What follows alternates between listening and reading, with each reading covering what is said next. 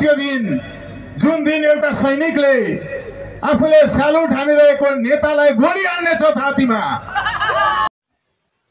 यति बेला राष्ट्रको गौरवशाली इतिहास बोकेको नेपाली सेनाले आफ्नो धारणा स्पष्ट पारेको छ।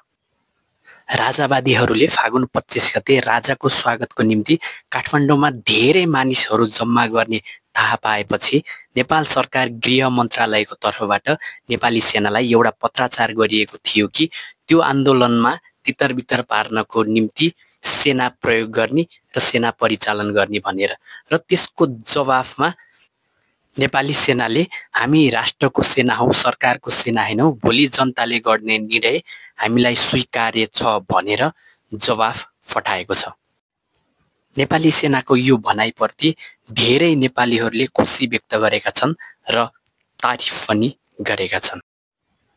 केही दिन अघि वरिष्ठ अधिवक्ता स्वागत नेपालले पोखरामा गरेको यो भाषण सुनौ है त एकपटक। नेपाल प्रहरीले अबको गोली र लाठी जनताको टाउकामा होइन, यो व्यवस्थाका नेताहरूतर्फ बजाउनेछ म विश्वास गर्छु। म सलाम गर्छु तपाईँ सुरक्षाकर्मी साथीहरू।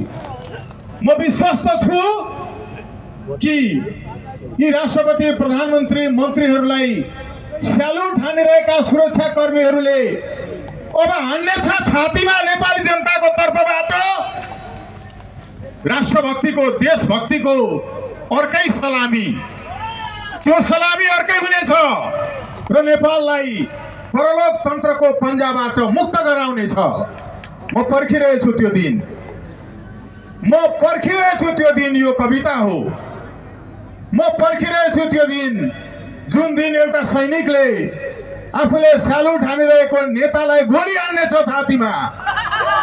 म पर्खिरहेछु त्यो दिन जुन दिन एउटा ड्राइभरले मन्त्री, प्रधानमन्त्री, राष्ट्रपति सहितको गाडी सोझै लगेर हालिदिनेछ कर्णालीमा र भन्नेछ जसले सधैँभरि चाकिदियो भड्कालामा देशैलाई, कति चलाउने हो गाडीमा सधैँभरि यसैलाई।